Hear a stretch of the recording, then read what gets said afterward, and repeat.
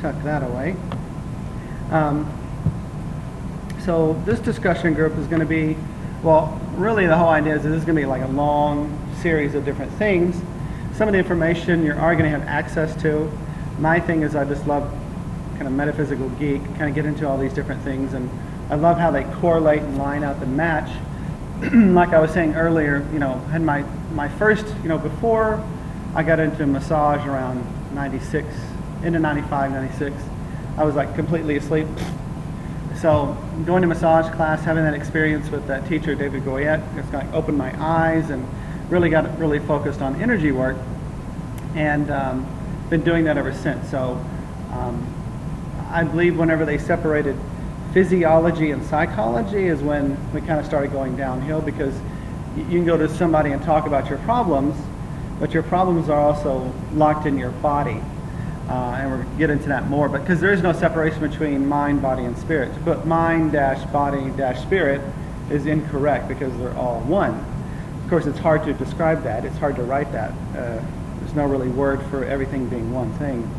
So my main focus is looking at things and waking ourselves up. It's always been my focus. I'm always got like third eye strong, so I'm always looking at things like that. This is what I sent out for the class. We're going to be discussing these different things. It's impossible to go over it all in one night, and I would, but we'd be here all for a long time.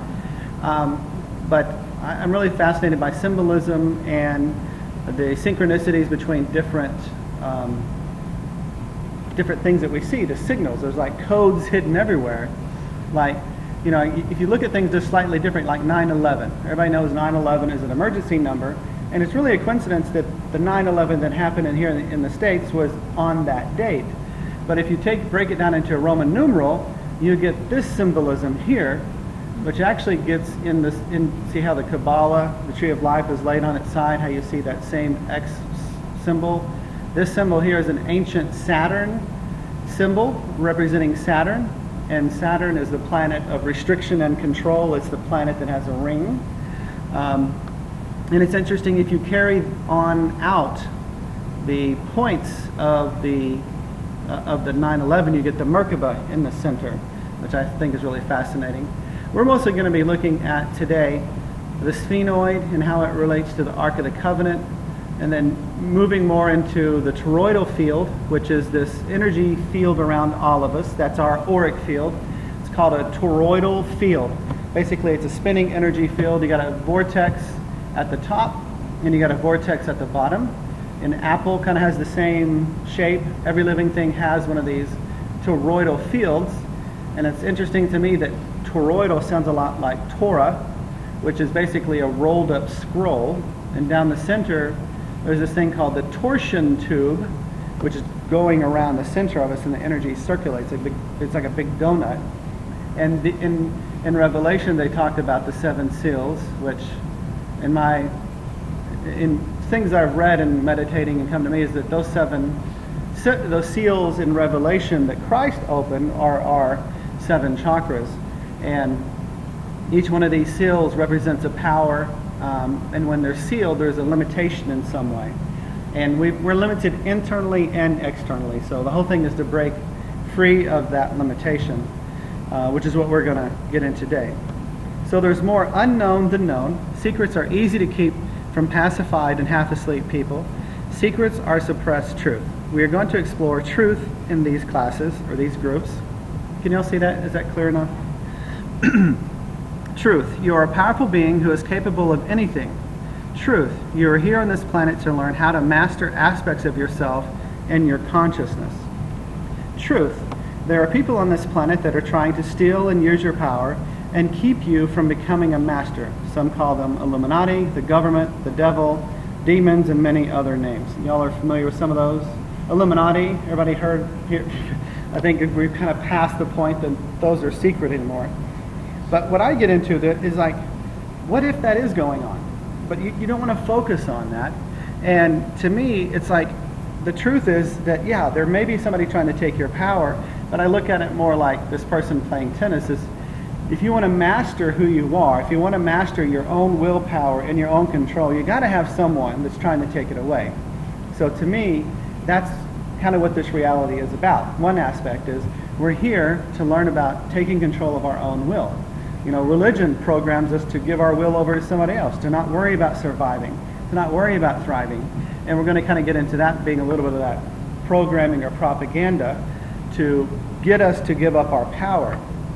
So yeah, we're in a reality where we're butting up against other people who are trying to direct our lives or take our power.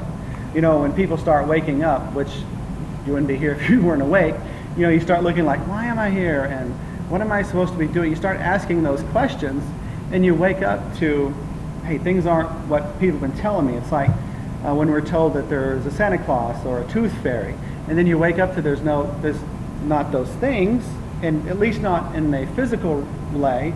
I do believe like Santa is the spirit of giving, but it's like a Santa Claus. Once you realize that those things aren't real, then you really start searching for what is truth. So a lot of what I share is just my searching for truth. Truth. People are free to choose, aka use their will as they see fit, but sadly most people do not use, and as a result have little free will. I got a typo there. So people walk around saying, you know, we have free will, but do you really exercise it?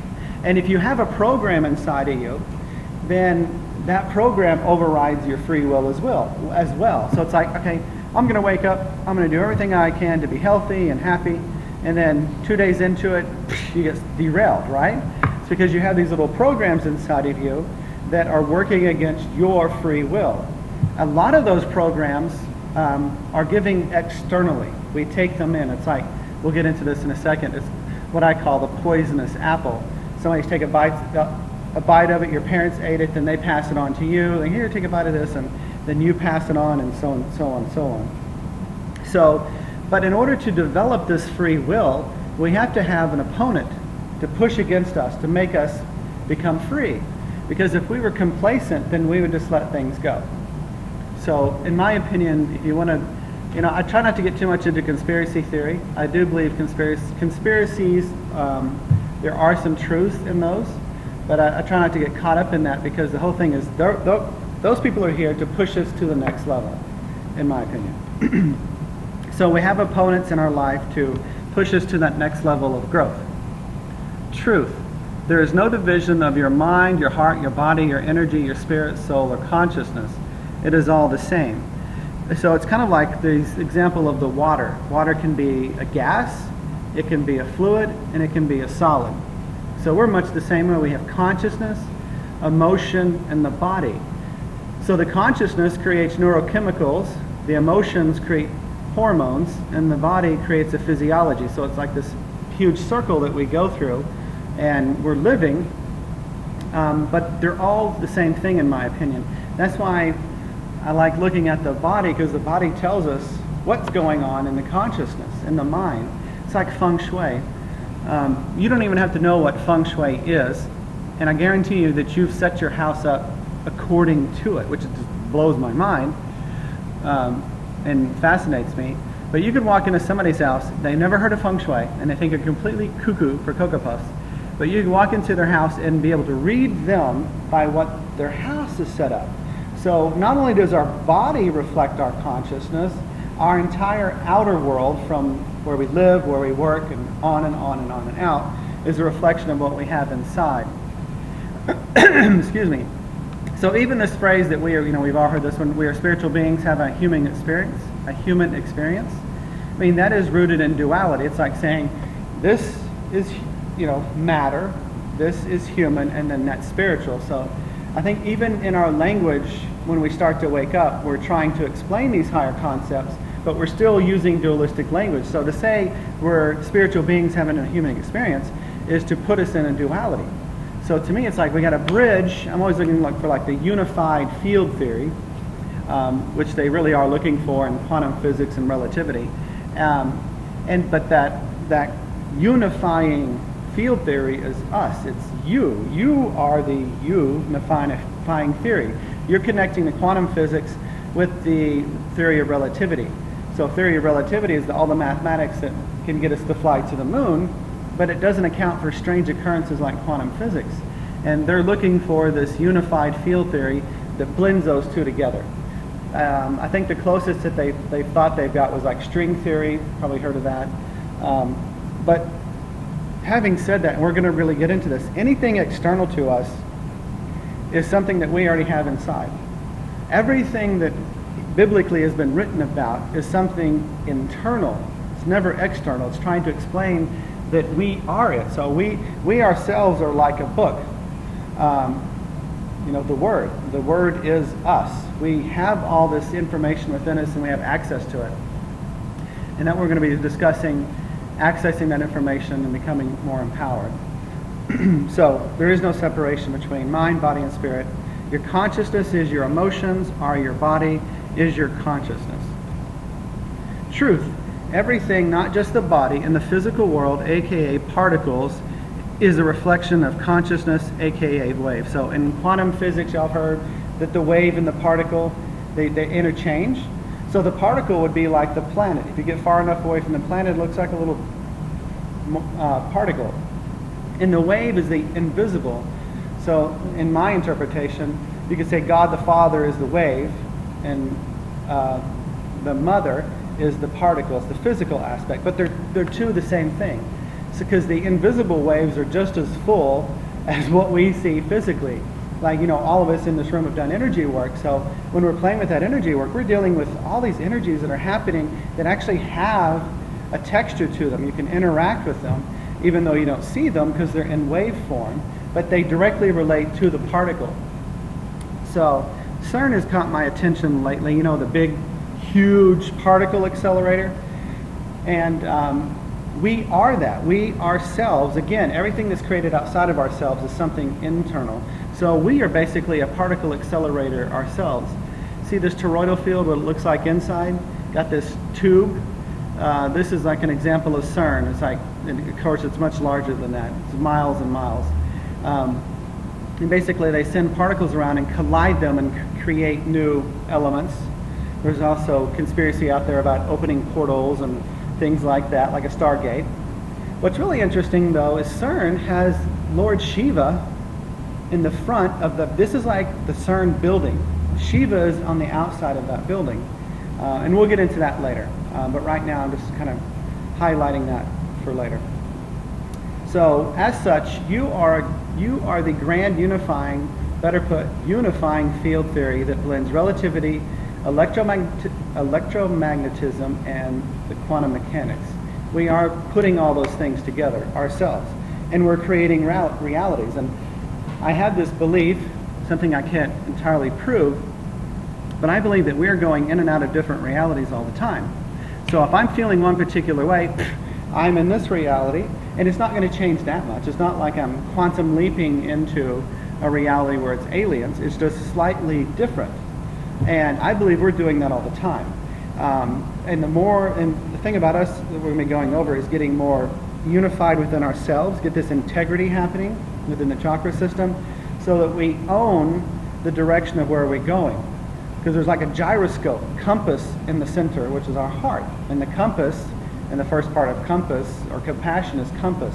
So it's like that heart should be guiding us, but we're letting outside influences take control, and we get off center, and then we lose our way from that. So it's like we got to get back to ourselves and realize that everything outside of us is just a reflection of inside. It's trying to make us go in and not be getting affected by all the negative things outside. This is a grease board that I did probably a couple of years ago. But there's so many things just within the head, like the looking glass, Alice of the looking glass, 666, the number of what? The beast? This is the sixth chakra, right? How many eyes do you have? You have your left, your right, and then you have your third eye. So it's 666. Whenever our mind is not unified, the male and the female parts are conflicted, then we ourselves are like beasts.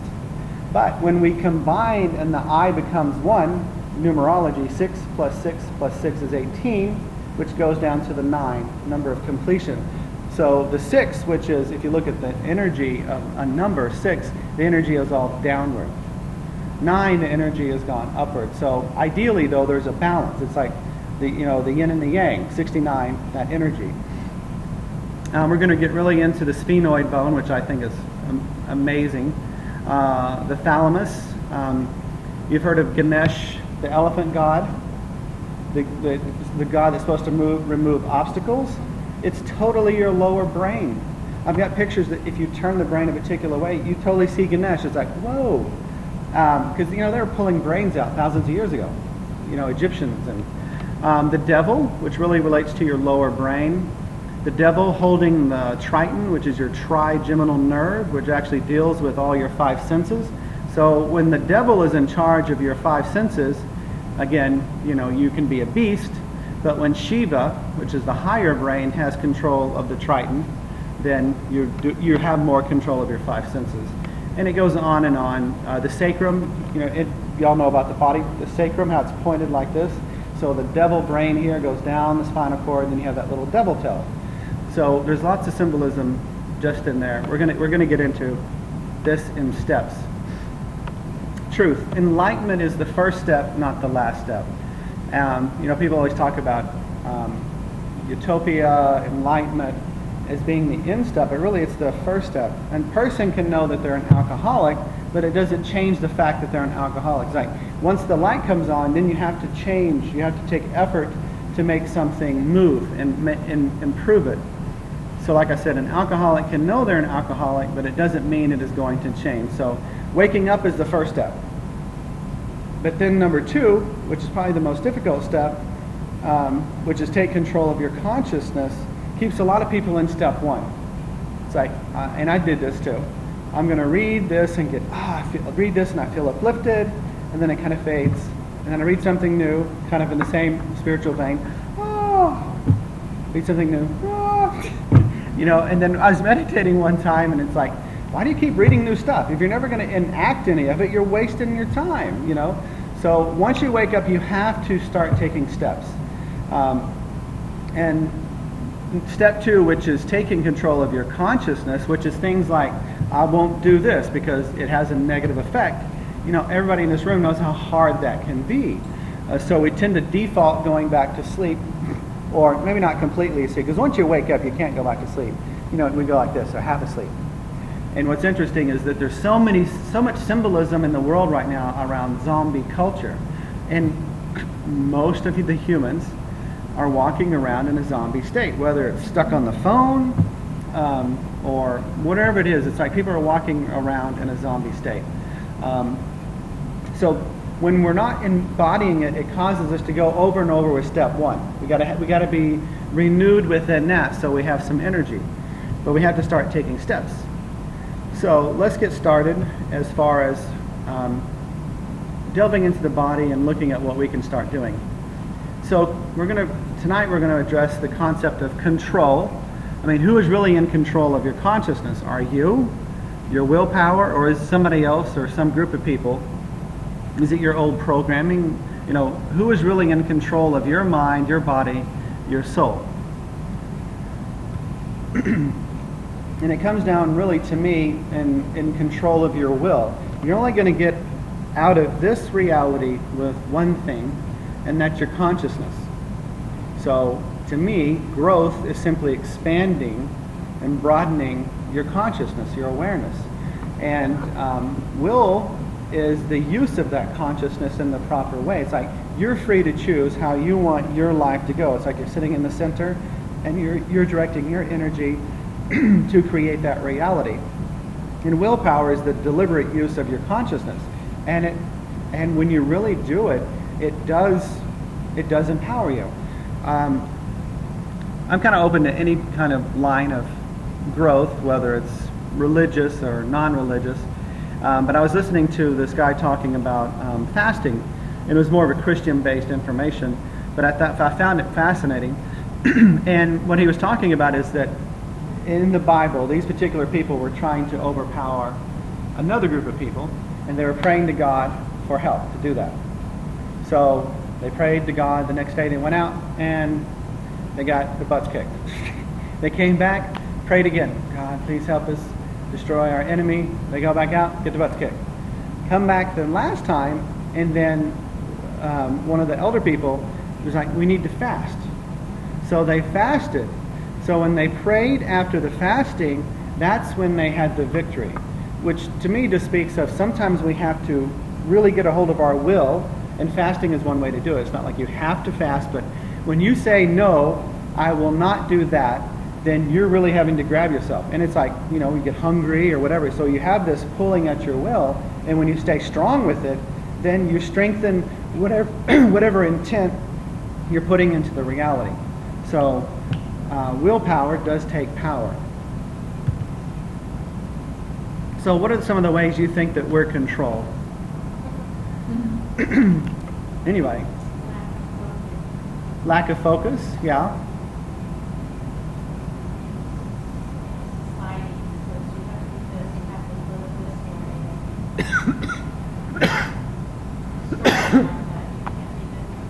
Right. Society is a big one. Family. Yeah. So we can be controlled internally or externally. And to me it all comes back to what I call the poisonous apples, which are basically viruses in your operating system. And your operating system is your digestive system, your urinary system, your nervous system. And these viruses affect different parts of your body. What I like is they overlap because, for example, diabetes is an issue where the person has an issue around being able to receive the sweetness of life. It totally fits, right? So whenever we have a virus in our consciousness, the body, since the body is just manifested consciousness, is going to, the body totally tells us what's going on the hard drive. So our body is like the screen, our consciousness is like the hard drive, and our energy body, whether it's meridians, chakras, whatever you're working with, is the keyboard. So if there's a virus on the computer and you don't like what you see on the screen, which is your body and your life, you have to be able to interact with the hard drive, which is the keyboard, which is whether it's tapping, whether it's meditation or working with the chakras, you've got to have the interface to change the consciousness, to change what shows up on the screen. There's no way to get around it. You know, if my computer's not working and I didn't have a keyboard, there's no way that I could interact with that and change what's happening. But thank God, reality is not like that. We have the ability to interact with our consciousness and change it. So we have pre-programs that come in through our DNA. That's things that we've inherited. For example, we're going to get into this a little bit, but tonight, but more in a later time. Have y'all heard of epigenetics? Okay. Epigenetics is a fairly new field the last couple of years. But basically, epigenetics says, if you have a habit, you will literally rewrite your DNA. Okay? So let's say someone in your ancestry was extremely depressed, was not enjoying the sweetness of life, so they started eating sugar. And they created something we might call diabetes. And then that diabetes gets written into the DNA program and gets passed to somebody else. But what really got passed? The what? Yeah, the depression program. So it's not what shows up on the physical screen, it's what's inside. So DNA, you're already pre-programmed at birth to certain consciousnesses that came before you. Now, people get into past lives, and I'm open to that. But you could say that the DNA carries everything. You're like the surrogate of all your ancestors. So that DNA has information. And I think that's why a lot of people can say, like, I was Cleopatra, because a lot of people have that handed down DNA. They have access to those memories and information. And then there's life programs. These are things that you receive after birth. These are things that your parents learned, and then they teach you through their actions and words.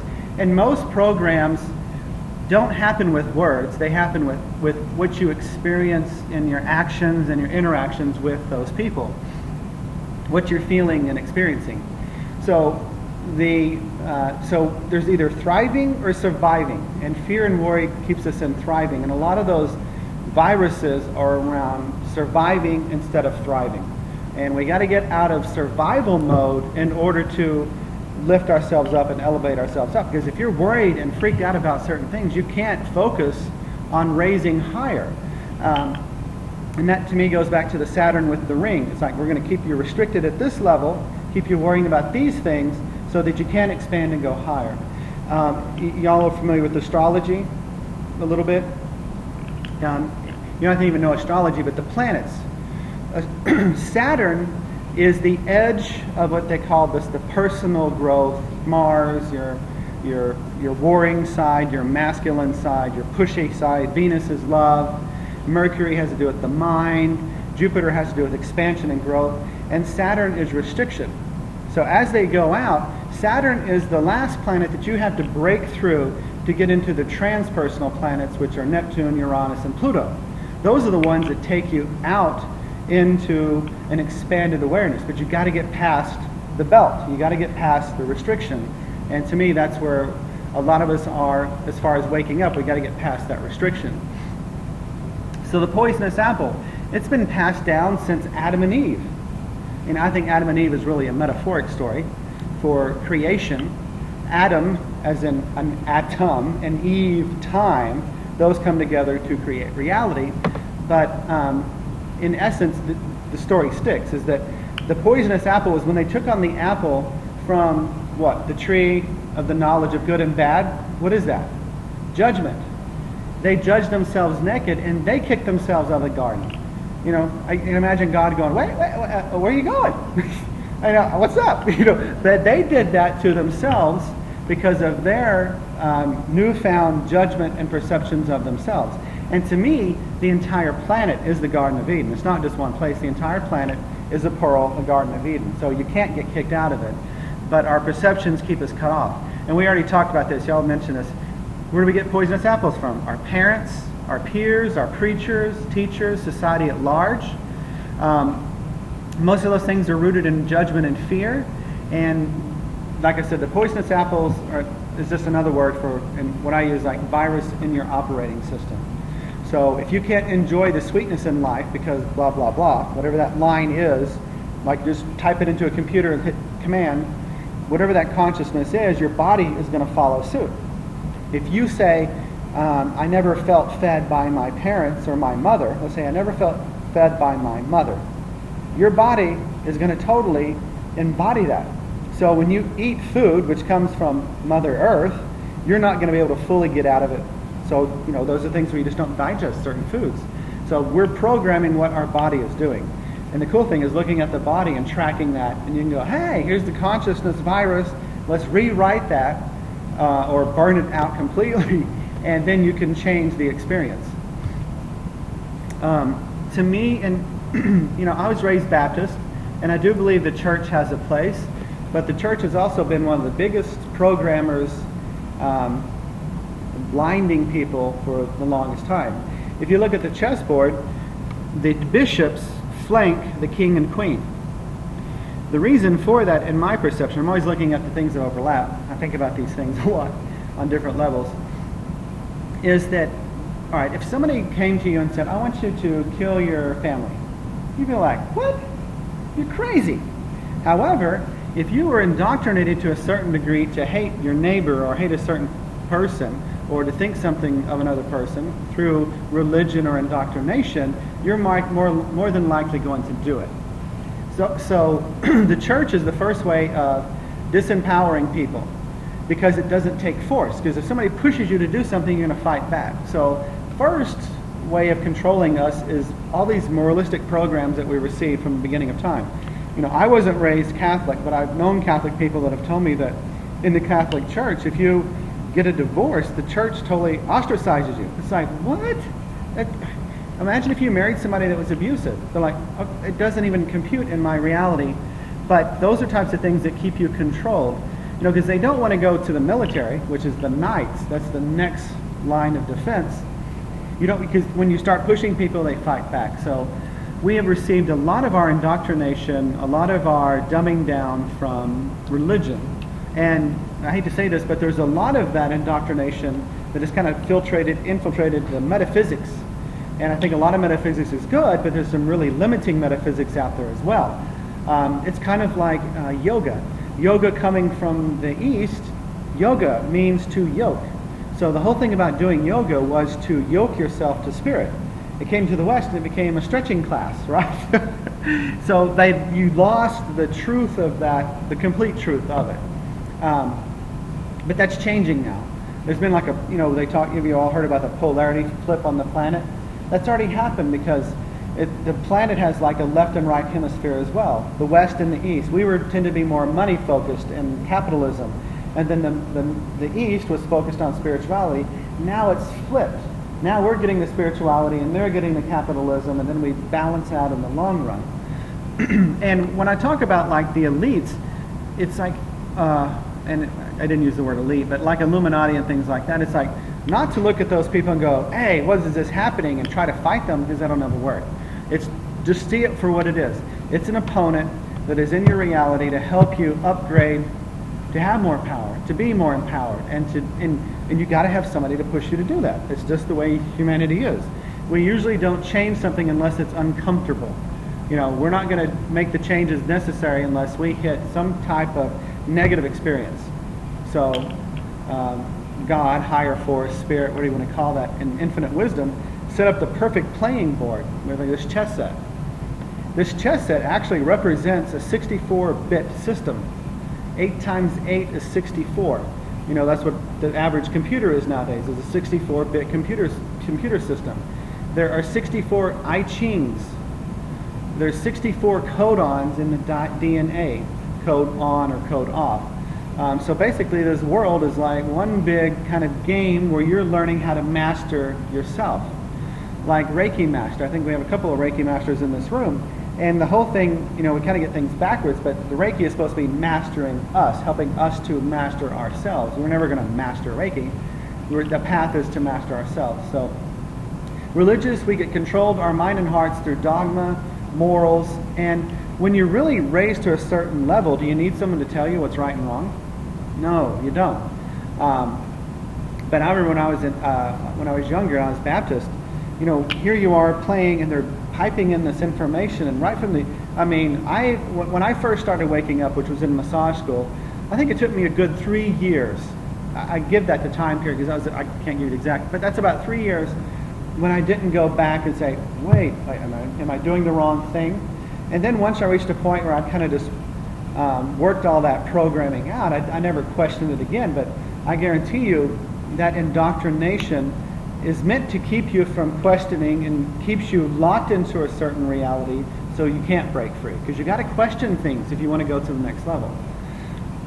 We already talked about the military, and so what I'm getting at here is a lot of our indoctrination comes from religion, morals, and dogma. And that doesn't have to be the church, it can be family perception.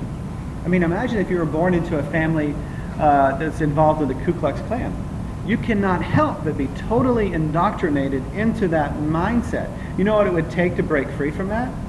So we're kind of in the same, that's a drastic example, but in some ways it's much like that. It's like we have got to really break free of the dogma that we've been born into that keeps us limited, because our family and our parents were limited, and they just kind of passed the poisonous apple on because they didn't know what to do. This comes from another video that's on my video channel. And religion came in. I don't mean to beat up on religion, but I'm trying to make a point here. We're going to come full circle by the end of the evening. Is that religion taught us to cut the lower part of our body off. Okay? So survival, sex, and willpower. Those are the 3 things that we are supposed to give up, right? But here's the thing about our chakra system. It's not like, and this is where metaphysics led me astray at one point in my life. I thought we were supposed to be meditating and moving up from the lower chakras to the crown. And that was be like, and that was it. And then I realized that, no, you're supposed to be developing all the chakras, and the heart center is the center.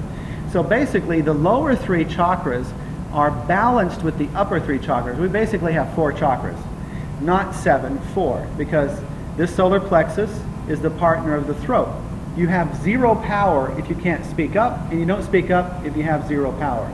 Your sexuality is totally tied into your intuition and your creativity. They're one and the same. It's yin and yang. And you don't feel connected to God unless you have some kind of connection to the world. Or where do you feel most connected to God? when you're out in nature and touching the earth and interacting with it. So what happens is we basically have three circles, three toroidal fields within a larger toroidal field, and we'll explain that later. So we were told to basically cut off the lower part of ourselves, which disempowered us, because we cannot develop the upper chakras as they're chained together. So if you're denying your willpower and you're trying to speak up more, you're going to hit a wall, because the energy has become friction. They're pulling against each other. So in my opinion, that was on purpose. And that really came in with the masculine religion. The feminine religions were all about being connected to the earth, feeling the earth. It was Mother Earth. So the feminine religions focused on the earth. They performed rituals that celebrated life, sexuality, creativity, and power. And the idea is to have all the chakras balanced together, because the lower chakras are masculine and the upper are feminine. It's a yin and yang thing. Males tend to be more about the survival aspect. They're supposed to help survive. They're supposed to protect the feminine. They tend to be more sexually focused, and they tend to be a little more pushy and willful. Women, they're more communicative than the masculine. They tend to be a lot more intuitive. That's why in groups like this, you always see more females than males. And then the female has the more spatial understanding of things. Like God connection is seeing the bigger picture and all the different things at one time, where a man's like, oh, one thing at a time. You know, females can do multitasking. It's like God doing a lot at one time. So there's your yin and yang. But you can't grow the spiritual aspect, the feminine aspect of you, without also honoring and growing the lower part. So when we were told to cut that off, not directly, but with programming and indoctrination, we lost a lot of our power. And when we're in these lower levels of fear, grief, jealousy, anger, disappointment, we're not in our power. We're in a state of resistance and lack instead of allowing and creating. We want to be in these upper areas. Our natural resting state is a state of bliss. If you don't have a stress to worry about and nothing's going wrong, you should just kind of be resting in bliss. It's like, wow, it's just awesome to be alive.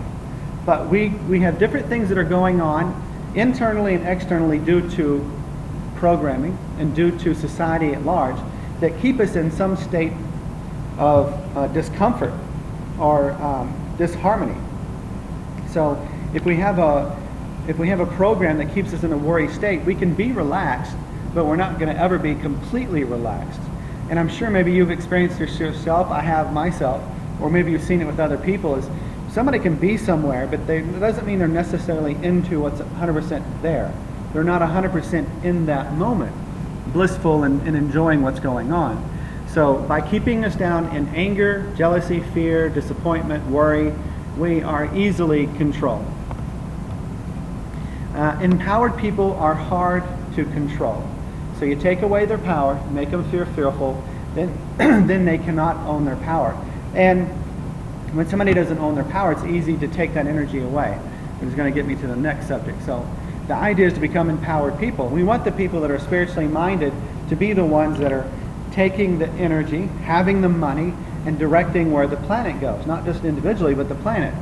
So a lot of programming like, it's more spiritual to be, to give to others and not give to yourself. It's more spiritual to not have much money. We've come across those different types of programs. Well, those programs really keep us in a disempowered state. It's like, hey, we want to get the spiritually focused people to have the power and have all the chakras balanced so they're in charge of where we're going as a whole. These are some drawings I put together. I'm going to get into this a little bit, but at the center of your body is basically a black hole. At the center of our galaxy is a black hole. And the black hole is that void space, namaste. When you're in that place in you and I'm in that place in me, we are one. There's no separation. It's the vacuum that everything is one. And when we're in that heart space, we have access to infinite information and we embody that Christ energy. So see the circles of the chakras here? What's really cool is if you fold your energy or your body at the heart, this brain overlaps this brain. And your intestines are a brain. It's called the second brain. It's called the enteric nervous system. Most of your 90-something% of serotonin is produced in your gut, not your brain. So kids that have ADD, ADHD, diet is a huge thing because when their gut's off, their brain is off. We're the same way. But those people are just bringing our awareness to it. So this gut is our feminine brain, our gut intuition. It's a real brain. And then we have the masculine brain up here. So the masculine brain, remember, yin and yang are always dancing within one another. They're close to one another. So here we have the upper chakras are feminine, the masculine's right there. They marry at the heart. You think about marriage, it means merry age, happy age. When we're completely blended beings in complete harmony, that's when the marriage begins. That's when the merry age begins. So here we have the 3 feminine chakras, but the masculine brain is there. The 3 masculine chakras, but the feminine brain is there. As children, we live from this space. But as we experience things and we feel uncomfort, we keep going to the masculine brain to protect us, which then creates programs that keep us from living and experiencing. And then see these little cups in a way? They're like chakras, you know, the yin and yang aspect of a chakra. When you have everything's a toroidal field, and in the center of that toroidal field, basically, this is the torsion tube, and then we have a bunch of those stacked up in the body. Well, that's the Holy Grail. The heart center has its own, and that is your Holy Grail. So that's just an overlay of the body, wheels within wheels, the Mer Ka Ba, the Star of David, all that information, cryptically hiding information for your own energy body.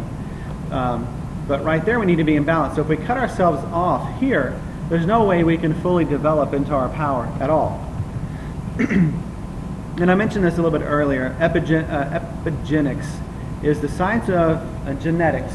Epigenetics is the study of cellular and physiological phenotypical trait variations that result from, I got this off of Wikipedia, so I'm having trouble reading it, from external or environmental factors that switch genes on and off and affect how cells express genes.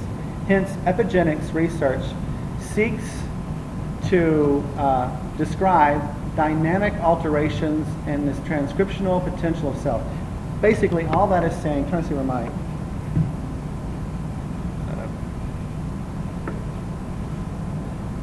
glare. Basically, that's saying that your genes can be rewritten at any time. In a negative way, but the cool thing is if they can be rewritten, they can be rewritten in a positive way too. So a lot of what, in my opinion, energy work is rewriting those viruses that have been put into the system. And in Chinese medicine, I've studied Chinese medicine to some degree, not to be a Chinese medicine doctor, but just from fascination, is that pathogens don't create disease. Pathogens always show up after an energetic hole or vacuum has been created. The analogy I always use is my grandparents had a farm in Duncan, Oklahoma, and they had a bunch of trees there. And bagworms would come through. These worms that create these huge spider-like net webs, and they kill trees really quickly. But it only attacks the tree. The pathogen only attacks the tree that is already weak. The bagworm doesn't cause the bagworm. The bagworm shows up because there's an energetic hole. So anytime we look at a pathogen in the body, we have to realize that that wasn't there first. Pathogen is always secondary, from virus to bacteria to anything. We create the consciousness vacuum that will it will pull to us some kind of reality to make us look. So if we're conscious enough and we can read the codes, we can go, oh, that's trying to get my attention. I've got a body work called Your Body is Your Friend, because the body's just trying to tell you where you have deviated from your pure potential programming, where you've deviated. And if you look at your body, it totally tells you. It's like amazing. So pathogens do not create illness. So let's talk a little bit about emergency generator mode. This is that mode, like I said, where people put you in that fearful mode, in worry mode. You got to survive, where you're somewhat disconnected from source. You're surviving and striving instead of thriving. Your energy, so think about your energy being a spinning top. When it's spinning really fast, when something's spinning really fast, if you throw something in it, it deflects, right? But if your energy's wobbling, and then you've seen this top when it starts to slow down, it's doing this, it's easy to knock over. So by disempowering the people being disempowered, then it's easy to knock them over or to take their energy and still it. So we wind up being more in a crippled, arrested state, what I've come to call the 911 state. It's like everything is a freaking emergency. Your system is stuck in emergency, and when you're in these lower survival modes, you can't reach to something more spiritual. You just can't. If your mind's worried, it's hard to get into a meditative state. If you're in fear. So here you're fully charged, here you're low, here you're at the point where you can be completely robbed. And this is the thing about, now again, I'm talking about them and they, like there's one major group, and it doesn't have to be a group. It could just be somebody that comes into your life that is trying to take your power. It doesn't have to be the Illuminati. I'm just trying to point out that don't focus on the person trying to take your power. Look at that as what it really is, which is a mirror of you trying to get you to take control of yourself and not let somebody else guide your way.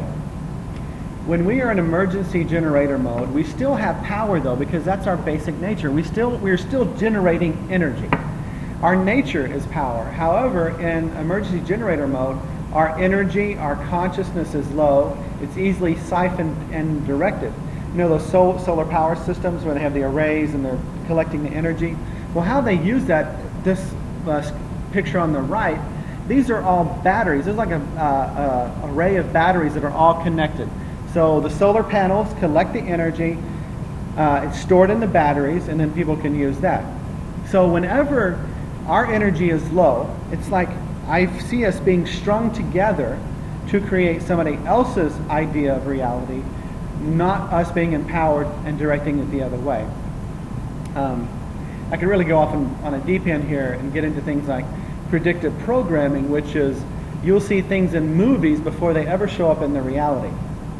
911, actually, if you Google 911 and predictive programming, you'll see that almost up to 10 years prior, 911 showed up over and over, and not just like in passing, very blatantly, to put that into people's consciousness. So if people are disempowered and they're all strung together, and we are creators, we're a particle accelerator, we're a waveform collapser, we're letting someone else dictate what reality we as a collective experience until we take our power back and we direct our own life.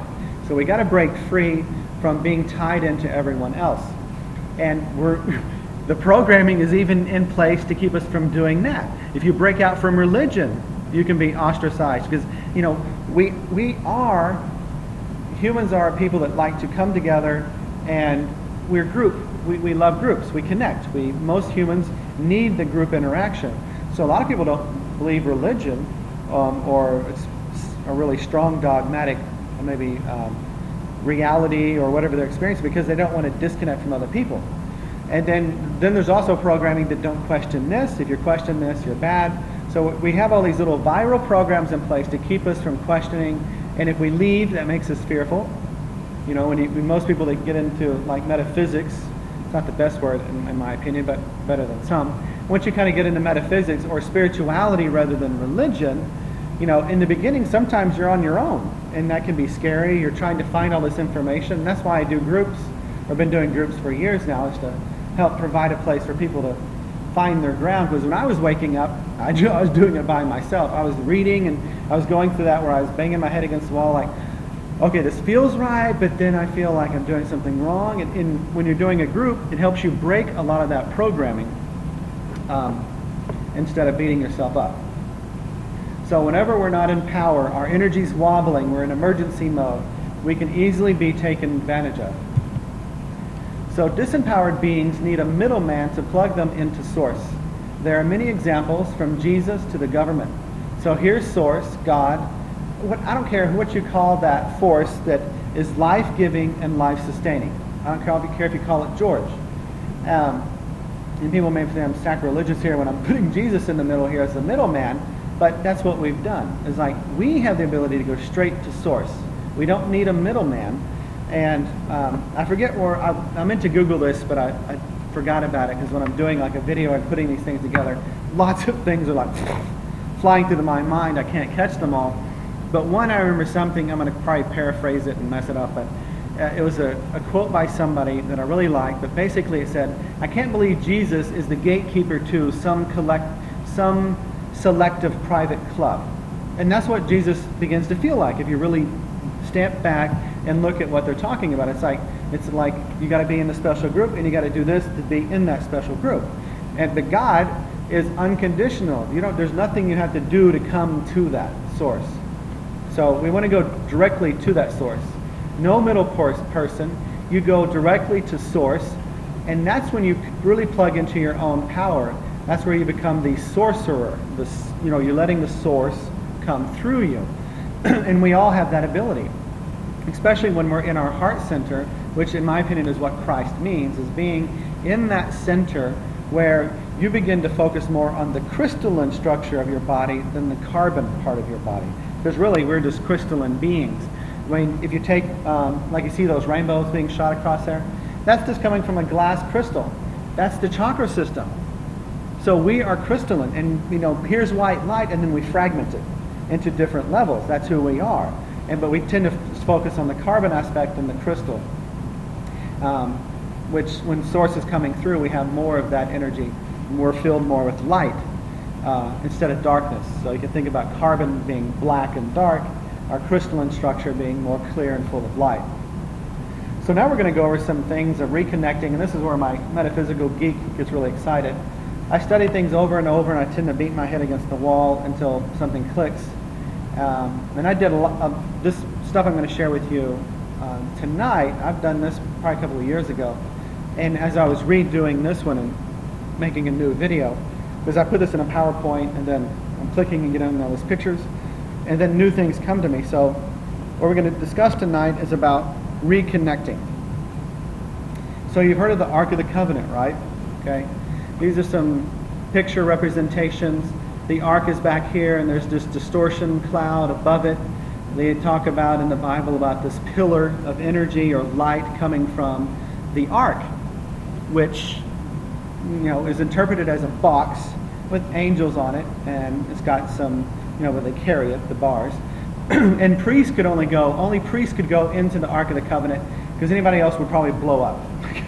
And what's really interesting, I remember when I was young, I had this picture Bible, one of these big picture Bibles, and the priest had a particular kind of hat they were going to get into, and they had a chest plate with 12 different crystals.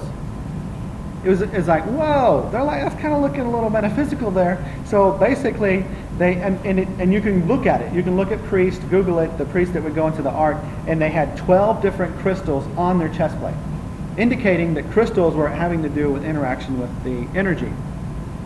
I would have grabbed a picture. I have a picture of the back side of one of the guys, but I didn't think to get the front picture. So that is the Ark of the Covenant. That is what the Israelites stole from the Pharaoh, and the Pharaoh took chase, right? So as they were wandering for 40 days and nights in the desert, this Ark of the Covenant they took with them. So it had some kind of raw power within it.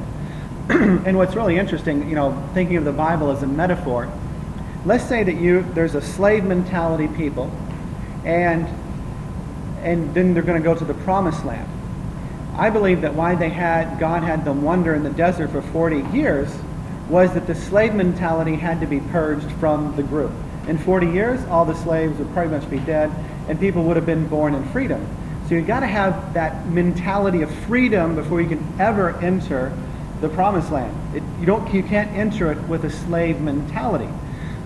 So anyway, this is 40 days. They're walking around. They're carrying this Ark of the Covenant that is like some power source. And we're going to get into the Ark. I've already talked a little bit about this before we got started. Sphenoid Bone. Sphenoid Bone, I'm going to get into in a second, is the Ark of the Covenant. There's no doubt in my mind. Anything external always goes back to something internal that we have within us. This power that the Ark had, we have. We don't have to go outside to get it. We have it inside ourselves. And there's different structures in the world that are these things are known. There's no secret. These things are known. So here we have the Capitol building, not the White House. People get those confused. The White House does not have a dome.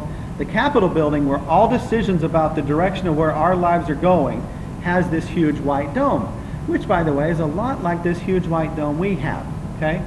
If you go into the large cathedrals, it's mostly empty space. It's supposed to represent this. It's representing our head.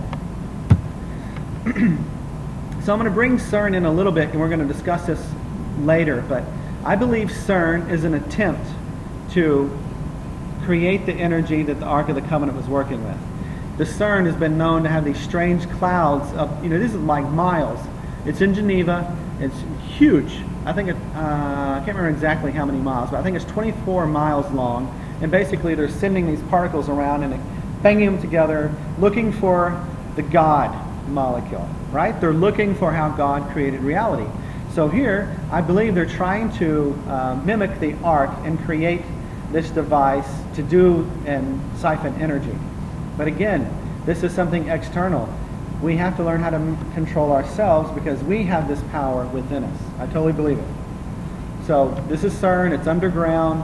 And there's strange things happening above CERN in the clouds, just like it is said in the Bible happened above the Ark of the Covenant. We'll get into this in later classes. We're going to touch on a little bit. But here's a black hole. Black hole actually shoots jets of energy out the top and the bottom, much like this.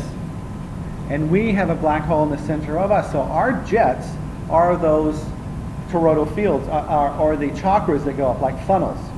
If you take up a funnel here and you run the edge with high energy, that's the halo. That's the halo you see above Jesus. And there's actually Buddhist pictures when he has a halo above his head. So what's being tapped into right now is, or what's showing up in reality, is trying to get us to look back at ourselves, that we have this power within, and not let somebody else mess with that energy, but for us to take control of it. Because Einstein talked about his biggest fear was we would have knowledge beyond our consciousness level. So here people are messing with molecules and things that could totally tear apart our planet, not to mention who knows what else. So they're playing with things when they don't have the intelligence, which I'm going to kind of go back to the 9/11 thing. Since I don't have that, I'm going to go all the way back to the beginning, where I had that picture.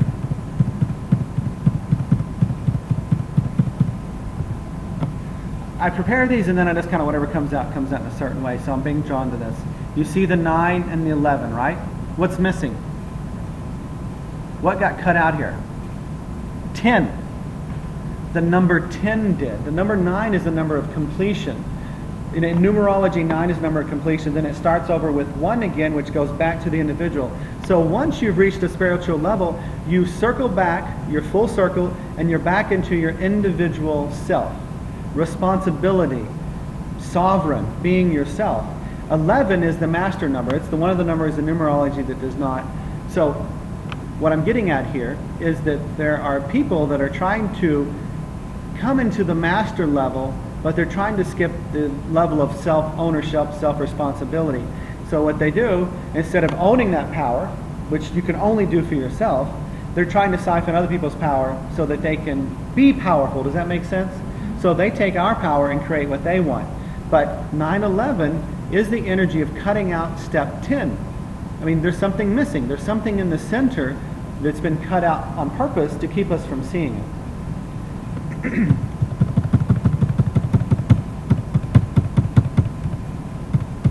And again, I'm not trying to be all conspiracy theory. Just be aware that, in my opinion, it's that information, us pushing us to the next level to own our power. Okay, so now we know this is the outside of the Ark of the Covenant. This is where it gets fun for me. Ark of the Covenant. See how it's got this little entrance? It's got the tent. When you pull apart the tent, how that looks. So, the entrance of the tent flap.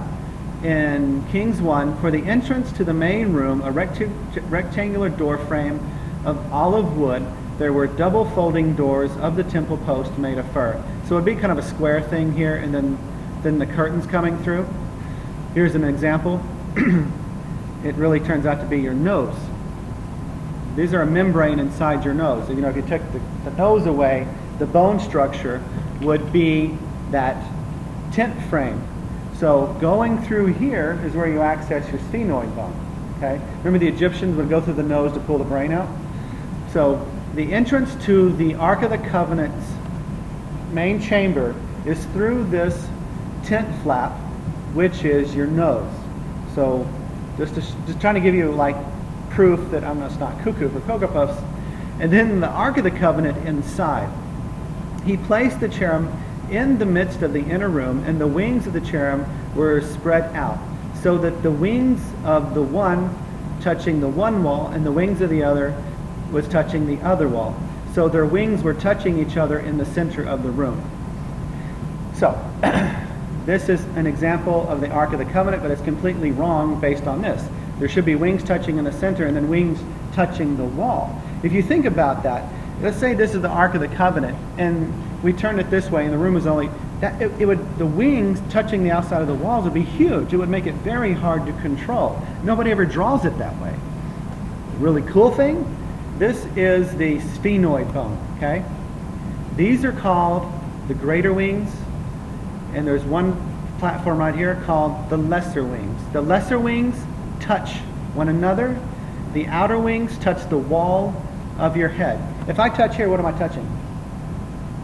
What part of my body? What temple? I'm actually touching the sphenoid wings.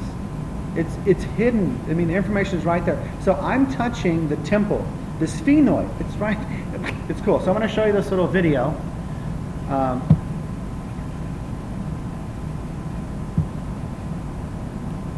The human skull is made up of 8 cranial bones that surround and protect the brain, and 14 facial bones that form the underlying structure of the face and support for the teeth. The nose.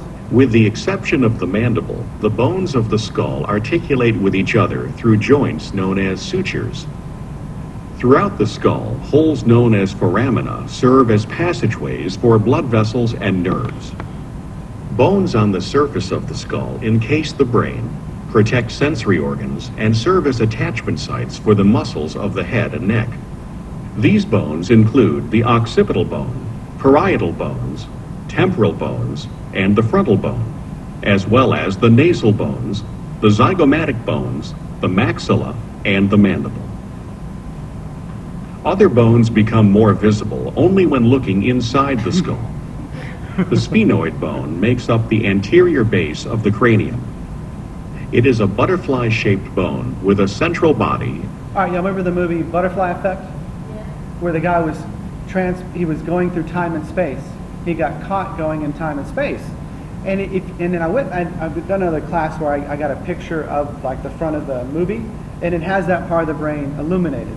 So they say this looks like a butterfly, but to me it looks like a horned owl, which is really interesting when we pull in the government, because around our capital, the streets are the shape of an owl. I'll show you. It's amazing. So, people know about this stuff that a lot of people just don't know on mainstream. So this is the sphenoid bone. I'm going to go a little bit further because it's going to talk about a certain part of the bone that I want you to be aware of, the sella turcica. And 2 pair of laterally projecting wings. These wings form portions of the orbit. Whoops. Let me go back just a second. These wings form portions of the orbit. All right, see, this is it from the side. See this little spot here? That's where your pituitary sits, right inside that bone. Inside the Ark of the Covenant are 3 items. The Ark of the Covenant carried manna. Remember they ate manna when they were in the desert. Aaron's rod, the rod that was turned into a snake, and the 10 Commandments. So this is going to be really important in a second. So this is called, basically means Turkish saddle, sella turcica. That's where the pituitary sits. So that's the sphenoid. The body of the sphenoid features a depression known as the sella turcica, which houses the pituitary gland. Okay, we got that. So, and one other video. This video, when you breathe, your bones are not frozen together. When you breathe, things expand, because that's why you have sutures. So when you breathe and the air fills your head just like a balloon, you move. So as you're breathing, this is what the sphenoid doing. It's like it's flying. It's moving, it's fluctuating. But that sphenoid bone can totally get jammed which means it's not moving freely, which means your third eye is completely off. So in one of the therapies I've studied, a lot of it has to do with freeing the sphenoid bone. So that's the sphenoid bone. I know, for a matter of fact, that is the real Ark of the Covenant. Even if there was an external aspect, that is the Ark of the Covenant. So, like I said, the three items that were in the Ark of the Covenant were the 10 Commandments, which we're going to get into in a second. The 10 Commandments are the 2 pituitary lobes and hormones. Aaron's rod is the spinal cord, that's the snake. And manna, I believe manna, have y'all heard of like healing mushrooms? When I almost said shiitake.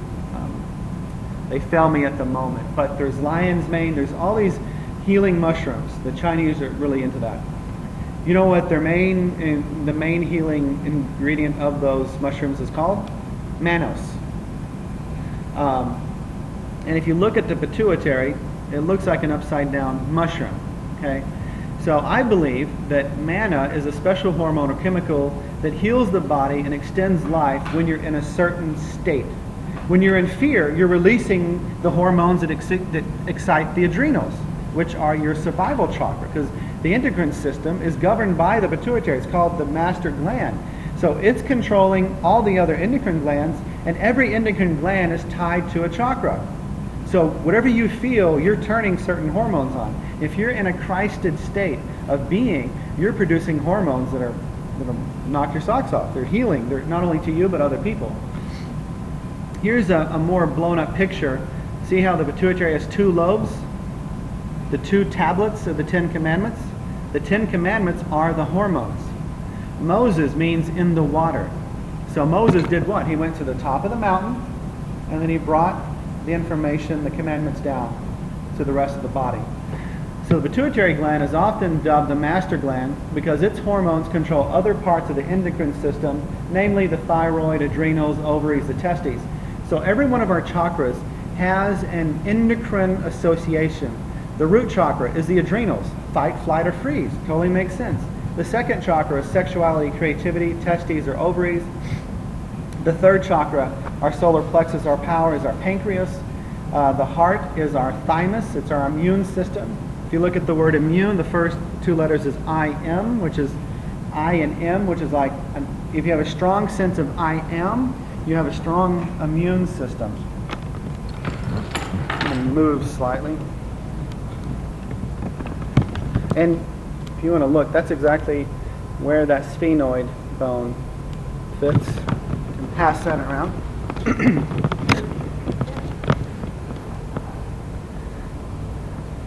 So you're touching it right when you touch your temples, which I find fascinating. Where do I start? The heart is the thymus, that's in your immune system. The throat is your thyroid. The pituitary is this one, and the pineal is an eye going up, not forward, but up. So the pituitary is saying, hey, this is what you need to do. This is the hypothalamus. The hypothalamus turns a thought into a neurochemical, which then turns into a hormone, which then goes to an endocrine, which then adjusts whether a chakra is open, closed, or fractured altogether. Does that make sense? So the 10 Commandments is literally your pituitary, which is sitting inside of the sphenoid bone.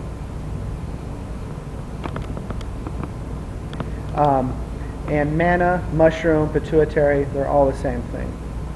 So it sits right there in the head. It's just behind, the third eye. It's like right kind of between your eyebrows slightly. And these, I'm just going to highlight these things. We're going to come back to them in class, but I find it fascinating. For example, these are called the thalamuses. They're in the center of the head. They're like the bird brain. In the bird brain, we have a reptilian, bird, and then a mammalian brain. And in this higher brain, we have these thalamuses. In the brain, there's the same thing on both sides. But I find it interesting that, see this segmentation in here? The line and the separation? Look at the beetle, who the Egyptians were worshipping, had the same marking. This is the crown chakra. These wings are the corpus callosum. Those are the nerve fibers that connect the left and the right brain. on the medical staff where you see the snakes intertwining, which are the chakras, the wings are the corpus callosum. When your pituitary, or callosum, when your pituitary is completely open, your left and right brain are completely communicating. So, the Egyptians were onto this information and they were just hid it. Just like the Hebrews hid a lot of information in different ways in stories, because that information was being burned and attacked. Like the tarot cards, they had a lot of information, and they do it right in plain sight, because if you don't know what you're looking for, you don't get what's really being said. So we have this immense power right inside our own mind. The eye of Horus, on the table you were looking at, these are those ventricles. That's how they lay into the head. They're basically fluid fields. So when you're doing tonations, you're vibrating this energy. And like I said, when you hold it a certain way, that becomes like the Om symbol. You know how the Om has like this 3 and then you have the other, which is exactly what the eye of Horus lays perfectly over that. Another representation of that is you can see these parts of the brain, and then I drew this black over it to show you that, see the little lump here on the eye of Horus? It fits perfectly with the pons. It's got a bump there. So all this information has been encoded and hidden. We have Shiva. Shiva has the Triton. Remember we talked about the devil having the Triton? Here Shiva has the Triton. The snake, the Kundalini. See that little stack of hair on top of the head? Buddha has that a lot too. That's making you, it's supposed to represent the pineal gland that looks like a pine cone. So it's all about the higher brain is what the statue is about. In this case, Shiva, a creator god, is holding the Triton. And the Triton is this trigeminal nerve. They actually call it trigeminal. So it comes out just like a Triton. And this right here, this is the reptilian brain. That's the devil. So when the devil is a hold of your trigeminal nerve, then you do beastly things. It's controlling you. It's directing you. And if you follow this all the way down, you find, it's like the long tail of the devil, and it ends at an arrow, which is the sacrum. The trigeminal nerve covers this entire area, which is what? Your 5 senses. And if you're completely controlled, you have a mask on, you're not even who you are. So, has everybody in here done Reiki? Okay. It doesn't matter. You can still use the symbol. And this information I'm about to share with you, I've gone through Reiki 4 times, from beginning to master, with different people, because I tend to I'm kind of being dense and I have to study things over and over and over. And y'all can move if you feel like the light's in your face. But one day I had painted the symbols, and I'd painted them, I'd been working on them a couple of days. You know how when you're focused on something, you kind of see it everywhere? So I had painted the symbols, and I went into my treatment room at the time, which had an acupuncture chart. And I'd set one of the paintings there in the chair. I was trying to figure out where I was going to put them, and something just clicked in my head. Never heard this in the 4 times I went through Reiki from beginning to master. Never heard this. But all of a sudden it clicked with me. I was like, wait a second. That right there is actually following a meridian. And Usui would have access to acupuncture. He was of Oriental,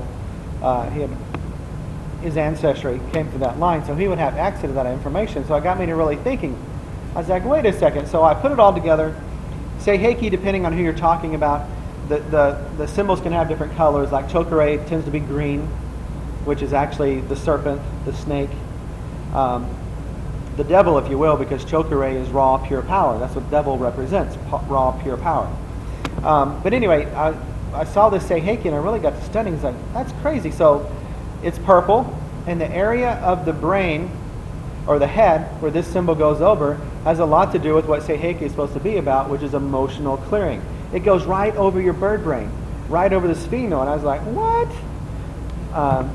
So here it is. Here's the Seiheki. And look, there's the V, there's the 5. Now this line isn't on the Seiheki symbol, but if you're drawing it, what do you have to do? You have to follow that line to go back up and then stroke back down. That is the Seiheki symbol. And when you're doing if you're doing a Reiki session, put it there, and you might find some amazing things happening. You're right over the sphenoid bone. You're clearing out the temple. The Seiheki is about clearing and rebuilding the temple. You see it right there? Totally convinced that that's what that is about. Never heard about that in any of my Reiki classes, and I came across, I was like, whoa.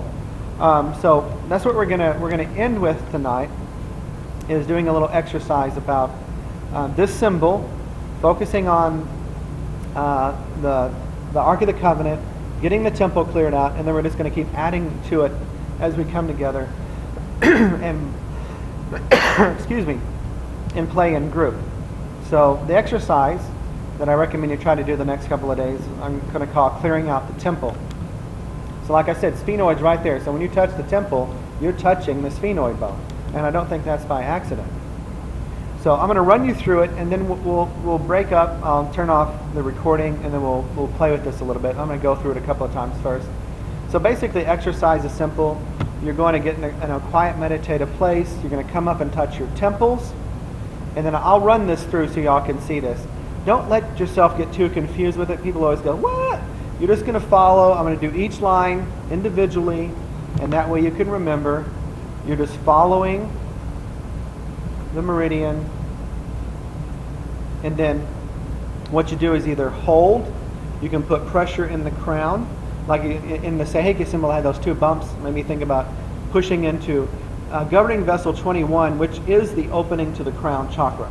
So you can do the symbol, and then imagine the symbol clearing out the brain and lightly pushing into the crown. There's lots of ways to experiment with it. But basically, after you clear the energy out, and that's actually exactly how that meridian runs. It starts here and does that exact flow. It's not like you're going even the opposite direction. So it's like sweeping the head out. Whenever you're thinking or studying, what do? You're trying to access that mind, so it clears your head out. So we're going to trace the meridian, first turn into it, trace the meridian slowly and with intent and focus. Imagine some light coming in. And then we take our hands to our heart. We're visualizing the crown opening. You can visualize the sphenoid bone being gold, radiating out light, hands on the heart. And you can either visualize Christ's presence, or you can visualize yourself embodying that Christ presence in the heart. And we'll do that a couple of times tonight. We'll run each other's meridian or Seiheki, and then we'll break up and do it individually and play with that a little bit. I just want to put this in here before I end the video part. You can make this even more powerful with essential oils. These are Young Living oils. You don't have to use Young Living. doTERRA, I've played with both of them. They are therapeutic grade, which means in most cases you can internally take them. Some that you get, especially the perfumey ones, I don't recommend that you ingest them. But if you get a really good grade of oil, two really good ones for opening up the pineal, frankincense and cedarwood, which is interesting because that's what Christ was given, right?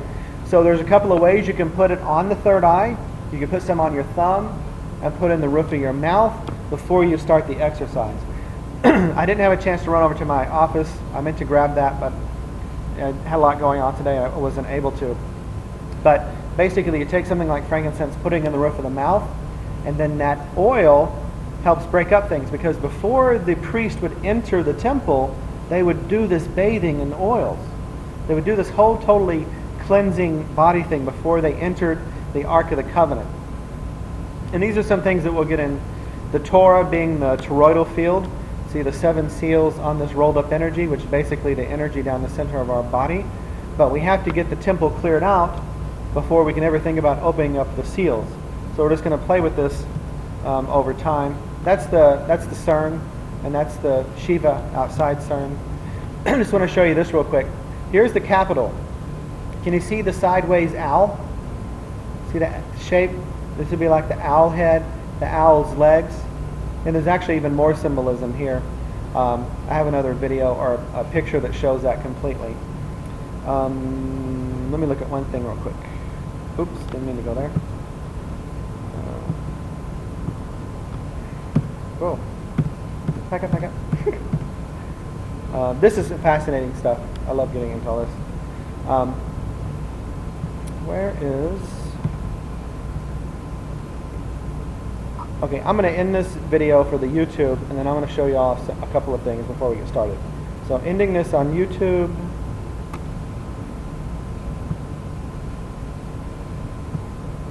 Actually,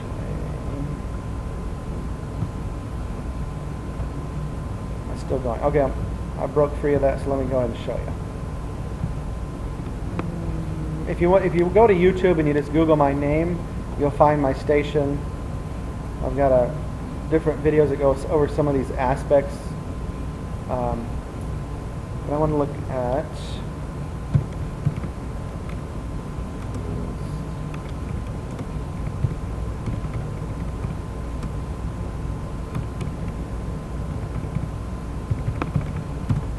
see if I can show you a picture of that breastplate that they would wear. That's the breastplate that they would wear. 12 crystals, which is freaky.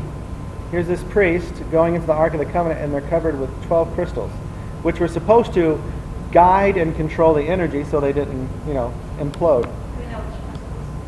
No, I've looked at it before. You can find that information. But just look for priest, Ark Covenant chest plate. Here's one. Looks like it may have even got the right crystals done.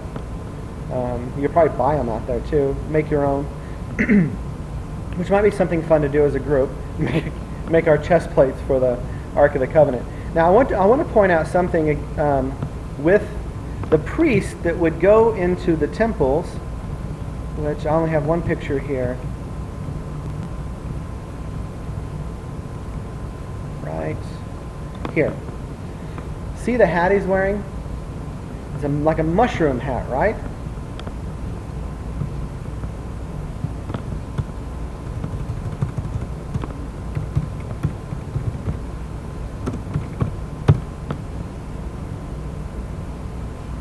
So these priests that were a part of the Ark of the Covenant had these hats that were shaped like a mushroom. So I really think that they were like doing some hallucinogenics, taking in that mana. So not only do healing mushrooms have a high level of this manos, so do hallucinogenics. So they would see God, literally, because they're sitting here taking these drugs, and they would open up, they would see things like a burning bush. Somebody's even got it down here. Look at the colors of these magic mushrooms. It's a lot like the colors that the priests wear, right? It's amazing stuff. You can find a lot out there about that. We're not going to do that in this group.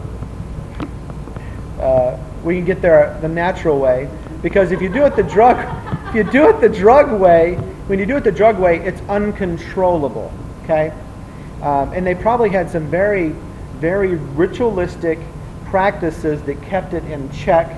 So when you do recreational drugs, you're taking the sacred out. It just happens. So unless we really knew what we were doing and we could play with it. But I love this picture here. I haven't really made the collection, but see it? I'm totally telling you they were tripping and seeing these things. But that opened their third eye, because these mushrooms are shaped just like the pituitary. You see things because what happens, your third eye does no longer have any limitations. You're seeing things that are there because the veil has been ripped off. The thing about ripping the veil off with the drug, though, is that it's uncontrollable, and you can't control your vision, and it can twist you off. So even though you open yourself to a new level, what happens is you get through the illusion, but then you become delusional if you're not careful. So we don't want to go that route.